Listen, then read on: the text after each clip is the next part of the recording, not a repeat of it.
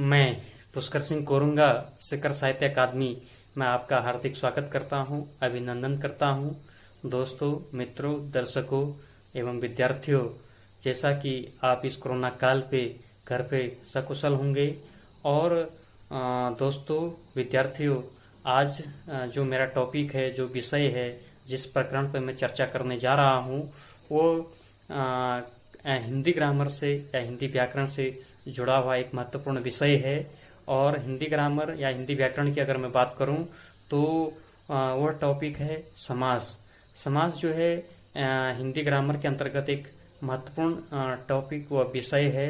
और ये विषय के साथ साथ जो है कंपटीशन एग्जाम में भी जो है समास के बारे में जो है कुछ उदाहरण के रूप में जो है पूछे जाते हैं। तो कहीं न कहीं एक महत्वपूर्ण टॉपिक या महत्वपूर्ण विषय है। तो आज इसी समास के ऊपर मैं पूरा विश्लेषण करने जा रहा हूँ। समास किसे कहते हैं, समास का क्या अर्थ है, इसके कितने भेद हैं, कितने प्रकार हैं और इसके क्या क्या उदाहरण हैं और उदाहरण के माध्यम से इसको कैसे समझा जा सकता है। तो इस सब पर जो है मैं आज विश्लेषण करने वाला हूँ।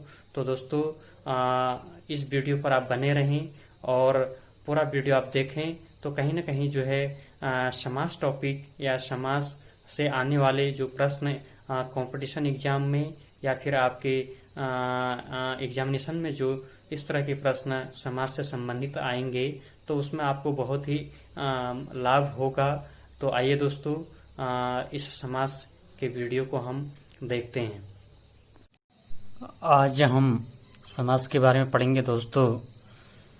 सबसे पहले समास का अर्थ को समझने का प्रयास करते हैं। समास का अर्थ है संक्षेप करना, यानी संक्षेप मतलब बहुत छोटा करना, अर्थात जो है कम से कम दो शब्दों में अधिक से अधिक अर्थ व्यक्त करना ही समास का मुख्य क्या है, प्रयोजन है। और अगर हम इसकी परिभाषा को देखें तो परस्पर संबंध रखने वाले दो या दो से अधिक पदों के मेल को हम क्या कहते हैं, समास कहते हैं। समास विग्रह किसे कहेंगे, समास विग्रह यानी समासिक पदों के बीच के संबंध को स्पष्ट करना ही क्या है, समास विग्रह कहलाता है। अब जैसे देखें हम, समास जो है दो शब्दों से मिलकर बना हुआ है।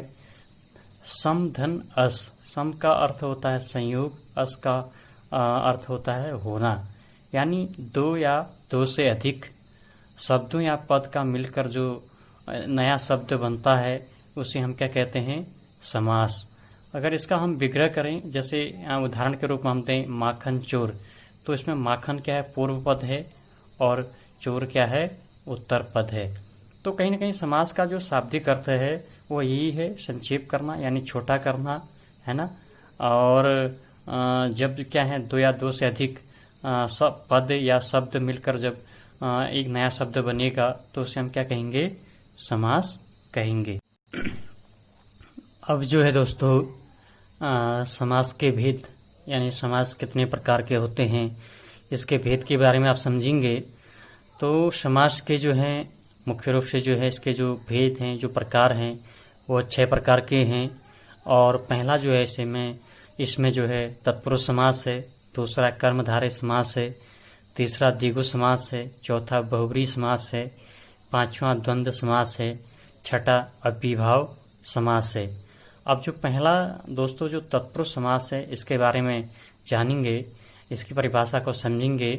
तो जो पहला तत्पुरुष समास है उसकी परिभाषा जो है, जिस समास में उत्तर पद क्या हो, प्रधान हो और दोनों पदों के बीच आने वाली प्रसर्गों जैसे का, की, के, को, के लिए, से, मैं, पे, पर, इनका क्या होता हो, लोप होता हो, वहां पर हम क्या कहेंगे या उसे क्या कहेंगे, तत्पुरुष समास कहेंगे। अर्थात तत्पुरुष समास जो है हमेशा क्या रहेगा, उत्तर पद प्रधान होगा और जो पूर्व पद होगा वो गौण होगा। और इसमें जो है जो कारक विभक्ति हैं, जैसे कर्ता ने प्रथमा कर्म को द्वितीय वाले कारक हैं, तो उन कारकों में क्या है, कारक विभक्ति का क्या होगा, लोप होगा। तो उसे हम क्या कहेंगे, तत्पुरुष समास कहेंगे। जैसे एक उदाहरण भी देखते हैं, जैसे देशभक्ति, एक उदाहरण हमने देखा देशभक्ति। तो यहाँ अगर हम इसका विग्रह करते हैं तो देश के लिए भक्ति, तो के लिए का क्या है, देशभक्ति में लोप हो गया था। तो यही परिवर्तन को हम क्या कहेंगे, तत्पुरुष समास कहेंगे। अब हम अगर देखें दोस्तों तो कारक और विभक्ति के अनुसार जो तत्पुरुष समास है पहला, इसके भी जो है 6 भेद होते हैं, 6 प्रकार के होते हैं। पहला इसमें कर्म तत्पुरुष। कर्म तत्पुरुष क्या होता है, इसको देखते हैं। कर्म तत्पुरुष में जो है कर्म कारक की क्या है, द्वितीय विभक्ति के चिन्ह का क्या होता है, लोप होता है। जैसे उदाहरण के रूप में हम देखें स्वर्ग प्राप्त, स्वर्ग को प्राप्त, को क्या है यहाँ पे स्वर्ग प्राप्त में लोप हो जाता है।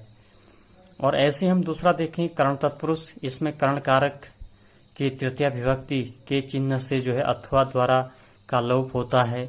जैसे देखिए शक्ति संपन्न, शक्ति से संपन्न, उदाहरण के रूप में भी हम देख रहे हैं यहाँ पे से क्या है, शक्ति संपन्न में लोप है, तो ये क्या है, कर्ण तत्पुरुष है। ऐसे बहुत सारे उदाहरण हो सकते हैं दोस्तों। सिर्फ हमें जो है नियम का ध्यान रखना है। एग्जाम में जो है या फिर कंपटीशन एग्जाम में ये पूछता है या उदाहरण देता है, तो हमें जो है नियम पता होंगे तो हम उसको जो है ठीक आंसर कर सकते हैं। अगला जो तीसरा है वो संप्रदान तत्पुरुष है। संप्रदान तत्पुरुष में क्या होता है, चतुर्थी विभक्ति चिन्ह के लिए का लोप होता है। जैसे हम उदाहरण देखा सभा भवन, सभा के लिए भवन, के लिए क्या है, सभा भवन में क्या है, लोप के रूप में देखा जा रहा है। तो हमें नियम का पता रखना है दोस्तों। और अगला चौथा है अपादान तत्पुरुष। इसमें क्या होता है, अपादान कारक की जो पंचमी विभक्ति है उसका जो क्या है अलग अर्थ में लोप होता है। जैसे हमने उदाहरण दिया धनहीन, धन से हीन। तो इस तरह से बहुत सारे उदाहरण बन सकते हैं। सिर्फ हमें ध्यान रखना है कि क्या किस पे क्या नियम लग सकते हैं। इसी में अगला अगर हम देखें तो संबंध तत्पुरुष है। संबंध तो तत्पुरुष किसे कहेंगे दोस्तों, इसमें संबंध तत्पुरुष में जो है संबंध की षष्ठी विभक्ति का चिन्ह जैसे का, की, के, रा, रे, रे आदि का लोप होता है। जैसे उदाहरण के रूप में अगर हम देखें राजकुमार, अब इसका अगर हम विच्छेद करेंगे, विग्रह करेंगे तो राजा का कुमार क्या होगा, राजा का कुमार। यहाँ पर का क्या है, जैसे ऊपर नियम में भी कह रहा है ना, का, की, के, रा इनका लोप होता है। तो उदाहरण में भी हमें देखने को मिल गया है राजकुमार यानी राजा का कुमार, देशवासी यानी देश का वासी। तो आदि इस प्रकार से दोस्तों कई उदाहरण, कई एग्जाम्पल हम संबंध तत्पुरुष के अंतर्गत बना सकते हैं। और इसी में आगे हम देखें लास्ट वाला अंतिम जो है अधिकरण तत्पुरुष है। तत्पुरुष इसमें जो है अधिकरण कारक की सप्तमी विभक्ति जो चिन्ह मैं, पर, ऊपर आदि का लोप होता है उसे हम क्या कहते हैं, अधिकरण तत्पुरुष कहते हैं। और जैसे इसके उदाहरण को अगर हम देखें तो शरणागत, शरण में आगत, जैसे ऊपर नियम में भी कह रहा है ना, मैं का लोप होता है, तो यहाँ क्या है, शरण में आगत, शरणागत। ऐसे ही कार्य कुशल यानी कार्य में कुशल, मैं का क्या है, लोप हो रहा है ना, तो यहाँ पे क्या है, अधिकरण तत्पुरुष। तो दोस्तों ये तत्पुरुष समास के जो प्रकार थे, जो भेद थे, वो जो है समाप्त होते हैं। आगे अगर हम देखें तो दूसरा नंबर में समास के अंतर्गत पहला हमने तत्पुरुष पढ़ा। अब जो है दूसरा समास हम कर्मधारय समास के बारे में पढ़ेंगे, समझेंगे। कर्मधारय समास जो है, कर्मधारय समास में उत्तर पद क्या होता है, प्रधान होता है। इसमें जो है विशेषण विशेष्य, एक शब्द क्या है, विशेषण है और दूसरा शब्द क्या है, विशेष्य है, या फिर उपमेय और उपमान का संबंध होता है। तो अर्थात दोनों में से एक शब्द की उपमा दूसरे से क्या है, की जाती है, दी जाती है या तुलना की जाती है, उसे हम क्या कहते हैं, कर्मधारय समास। अब हम उदाहरण के रूप में अगर देखें या समझें, पहले जैसे जो है समस्त पद अगर हमारा नील कमल है, तो जो पहला पद विशेषण क्या है, नील, और दूसरा पद विशेष्य क्या है, कमल। अब इसका हमने समास विग्रह किया तो नील, नीला, कमल। ऐसे ही उपमेय और उपमान की अगर हम बात करें उदाहरण के रूप में, तो जैसे चंद्रमुख है, तो इसमें चंद्र क्या हो जाएगा, पहला पद के रूप में जो है उपमान चंद्र हो जाएगा, दूसरा पद उपमेय में क्या है, मुख हो जाएगा। तो इसका हम विग्रह करेंगे तो चंद्रमा के समान मुख। तो इस तरह से अगर परिभाषा को हमें ध्यान में रखना है, नियम उसमें क्या कह रहा है उसको ध्यान में रखना है। उसके बाद जो भी हमें एग्जाम में उदाहरण के रूप में अगर देता है, तो अगर हमें नियम पता है तो कहीं ना कहीं हम जो है उसको ठीक कर सकते हैं। तो ये कर्मधारय की विशेषता है। इस तरह से इसके उदाहरण को हम देख सकते हैं। अगला अगर हम देखें दोस्तों समास के रूप में, तो तीसरे नंबर पर जो है द्विगु समास है। इसकी परिभाषा को अगर हम समझें तो जिस समस्त पद में पहला पद संख्यावाची होता है उसे द्विगु समास कहते हैं। यह समास जो है समूहवाची भी होता है, यानी कहीं न कहीं इसमें क्या होगा, उदाहरण समूह के रूप में जो है वो उदाहरण हमें मिलेगा। और दूसरी जो सबसे बड़ी बात इसमें ध्यान रखने वाली बात है वह है संख्यावाची, यानी इसमें जो है संख्या का जो है कहीं न कहीं जरूर बोध होगा।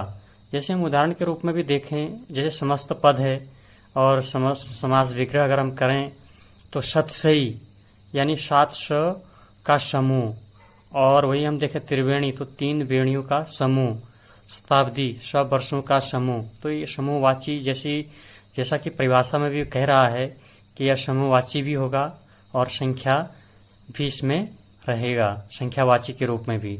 और भी उदाहरण हो सकते हैं इसमें, और बहुत सारे उदाहरण भी हो सकते हैं। बस इसमें जो है नियम का हमें ध्यान रखना है कि संख्यावाची और समूहवाची होगा तो वो क्या है, द्विगु समास कहलाएगा। अगला जो चौथा है वो बहुब्रीहि समास है। इसकी परिभाषा को अगर हम देखें, जिस समास के समस्त पदों में कोई भी पद क्या है, प्रधान न होकर अन्य पद क्या होगा, प्रधान हो, उसे हम क्या कहते हैं, बहुब्रीहि समास कहते हैं। अब जैसे कि इसके उदाहरण को अगर हम देखें तो जैसे समस्त पद और समास विग्रह, जैसे पंकज यानी पंख में जन्म लेने वाला अर्थात कमल, नीलकंठ नीला है कंठ अर्थात भगवान शिव। और भी इसके उदाहरण हो सकते हैं जैसे गजानन, गज का है आनंद, सिर जिसका वो अर्थात गणेश, पीताम्बर पीले हैं वस्त्र जिसके अर्थात श्री कृष्ण, लंबोदर लंबा है उदर जिसका अर्थात गणेश। तो इस प्रकार से बहुत इसके उदाहरण हो सकते हैं। इसका नियम में ध्यान रखना है कि कोई भी पद इसमें प्रधान न होकर अन्य पद जो है प्रधान होगा तो उसे हम क्या कहेंगे, बहुब्रीहि समास कहते हैं। अगला समास के रूप में अगर हम देखें तो दोस्तों अगला जो 5वां समास है वह द्वंद्व समास है। इसकी परिभाषा को अगर हम समझें तो जिस समास में दोनों पद प्रधान होते हैं तथा विग्रह करने पर जो है और, अथवा, या, एवं लगता है, वहाँ क्या होता है, द्वंद्व समास कहलाता है। ध्यान रखना है दोस्तों इसमें और, अथवा, या, एवं।